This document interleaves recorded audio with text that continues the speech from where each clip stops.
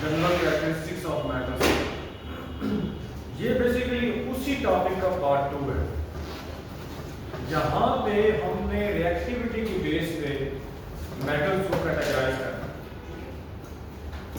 कैसे कैटेगराइज करना है कि हमने अलग अलग करने हैं कौन से मेटल्स वेरी रिएक्टिव हैं, कौन से मॉडरेट रिएक्टिव हैं, कौन से लीस्ट रिएक्टिव हैं और कौन से अनरिएक्टिव हैं या इनर्ट हैं। अब किसी की मेटल की बेटा जो रिएक्टिविटी है ना वो इन तीन चीजों की बेस पे हम लोग आइडेंटिफाई करते हैं। एक डाइल्यूट एसिड है, एक स्टीम है, एक कोल्ड वाटर है। ऐसे मेटल जो इन तीनों से रिएक्ट करते हैं, डाइल्यूट एसिड से भी करते हैं, स्टीम से भी रिएक्ट करते हैं और कोल्ड वाटर से भी रिएक्ट करते हैं बेटा, ऐसे मेटल्स को वेरी रिएक्टिव मेटल्स कहा जाता है। तो ऐसे मेटल्स जो इन तीनों के साथ रिएक्शन है उनको वेरी रिएक्टिव मेटल्स बोलते हैं। और ऐसे कौन से मेटल्स हैं तो बेटा याद रखिए कि एक पोटेशियम है, पोटेशियम का सैंपल क्या होता है के। उसके अलावा बेटा सोडियम है Na। इसके अलावा बेटा कैल्शियम है Ca। ये बेटा वो मेटल्स हैं जो वेरी रिएक्टिव है, यानी ये तीनों मेटल्स डाइल्यूट एसिड से भी रिएक्ट करते हैं, स्टीम से भी रिएक्ट करते हैं और कोल्ड वाटर से भी रिएक्ट करते हैं। हम इनके बारे में थोड़ा सा लिख लेंगे। These metals are very reactive metals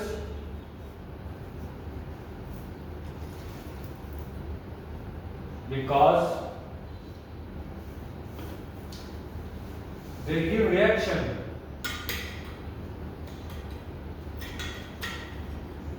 with dilute acid, steam and cold water।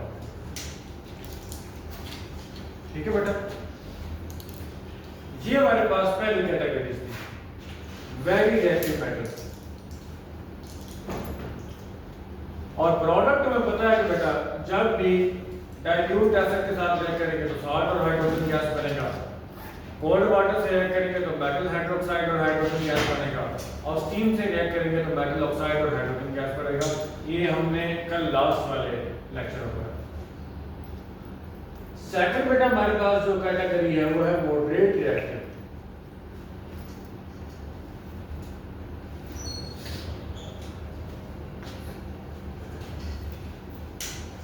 बेटा ऐसे मेटल्स जो मिड में आते हैं, ना ज्यादा रिएक्टिव होते हैं ना कम रिएक्टिव होते हैं।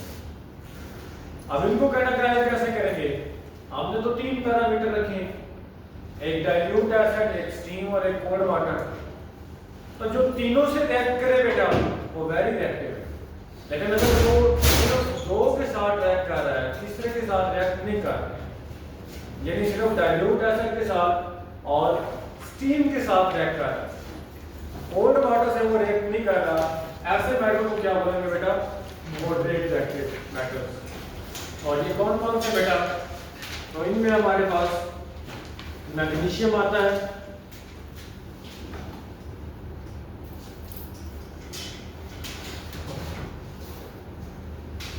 जिंक आता है,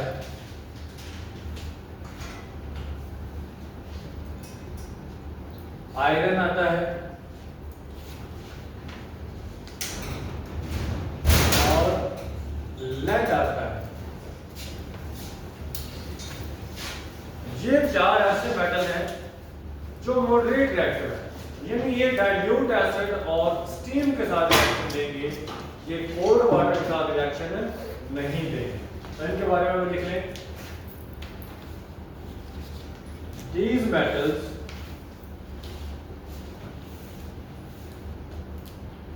are moderate reactive metals because they give reaction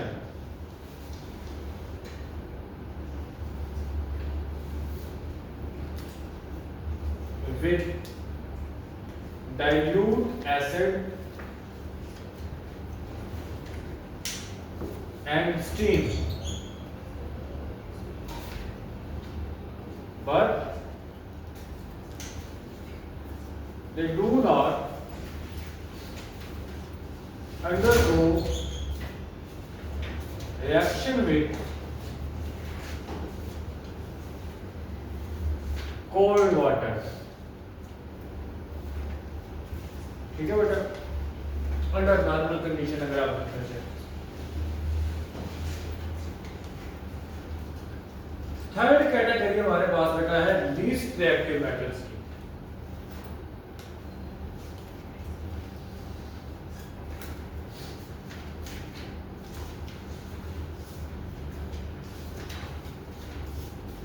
ऐसे मेटल जो काफी हद तक स्टेबल होते हैं। देखो रिएक्टिविटी तभी कम होती है जब उनकी स्टेबिलिटी क्या होती है, ज्यादा होती है। तो ऐसे मेटल जो काफी हद तक स्टेबल है, उनका रिएक्शन रेट या उनकी रिएक्टिविटी क्या हो जाती है बेटा, स्लो हो जाती है, कम हो जाती है, और उनको लीस्ट रिएक्टिव मेटल्स कहा जाता है। तो ऐसे कौन से हैं जो लीस्ट रिएक्टिव मेटल है बेटा? उनमें बेटा हमारे पास सिल्वर है,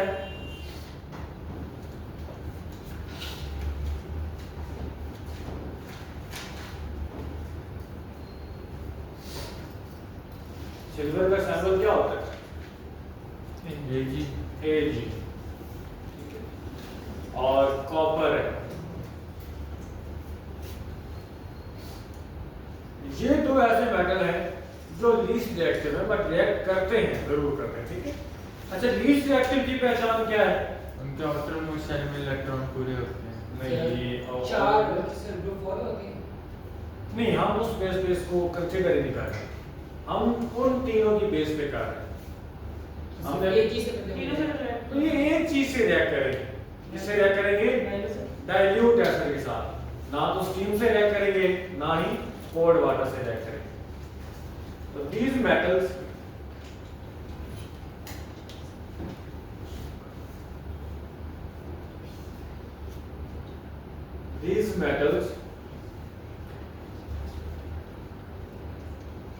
give reaction with only dilute acid, and they did not react with steam and cold water। ठीक है बेटा। फोर्थ कैटेगरी हमारे पास अनरिएक्टिव मेटल्स।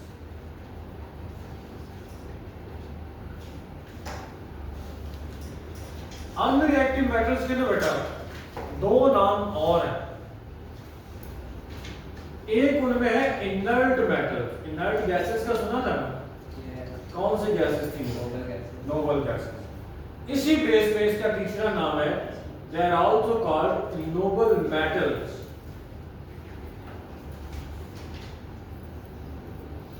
ऐसे मेटल जो इंतहाई कम रिएक्टिव या रिएक्ट नहीं करते, इनर्ट है, नोबल है। अब वो कौन कौन से बेटा? तो दो हैं, उनमें एक हमारे पास बेटा गोल्ड है। गोल्ड का सैंपल क्या होता है? AU। और दूसरा प्लैटिनम है। प्लैटिनम का सैंपल क्या होता है बेटे? PET। और सबसे महंगे हमारे पास मेटल्स भी ये बहुत स्टेबल है। कभी आप देखें ना, जो बड़े बुजुर्ग लोग थे वो कैश नहीं रखा करते, क्या करते थे कि उसका गोल्ड ले लेते थे, वो रखते थे। एक तो बाहर यार उसकी जो इनकम है 10% वो इंक्रीज हो रही है, दूसरा वो कभी खराब ही नहीं होता, उसकी वैल्यू कभी डाउन नहीं होती। तो गोल्ड और प्लैटिनम ये अनरिएक्टिव मेटल है, क्योंकि ये उन तीनों में से किसी एक के साथ भी रिएक्ट नहीं करते। पहले तो ये सेंटेंस लिखना, these metals not react with dilute acid, steam and cold water। अच्छा, हमें पता चल गया कि ये तीनों से रिएक्ट नहीं करेंगे, लेकिन फिर भी हमने इन्हें डिसॉल्व करना है, इन्हें रिएक्ट करवाना है, ऑक्सीडाइज करवाना है, तो कैसे करेंगे? तो उसके लिए बेटा हम लोग एक मिक्सचर बनाते हैं और उस मिक्सचर का नाम है एक्वा रेजिया।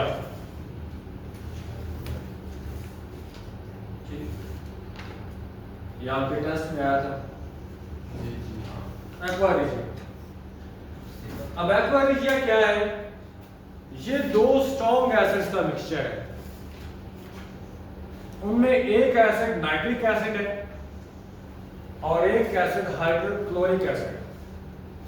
मिक्सचर कैसे बनाते हैं कि 3 हिस्से हाइड्रोक्लोरिक एसिड के लेते हैं और 1 हिस्सा नाइट्रिक एसिड का लेते हैं। उन दोनों को मिला के मिक्स करके जो मिक्सचर होता है उसका नाम क्या है बेटा? Aqua regia. अब चूंकि ये बहुत स्ट्रॉन्ग एजेंट्स हैं, स्ट्रॉन्ग एसिड्स हैं, तो ये इन मेटल्स को जो ऑक्सीडाइज कर देते हैं, डिसॉल्व कर देते हैं। तो पहले इसकी डेफिनेशन लिखें। The mixture of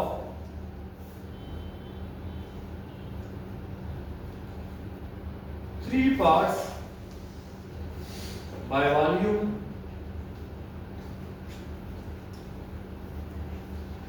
of HCl and 1 part by volume nitric acid HNO3 is called aqua regia। अब इसको बनाने का मकसद क्या है, यूज क्या है? तो बेटा इसका यूज एक ही है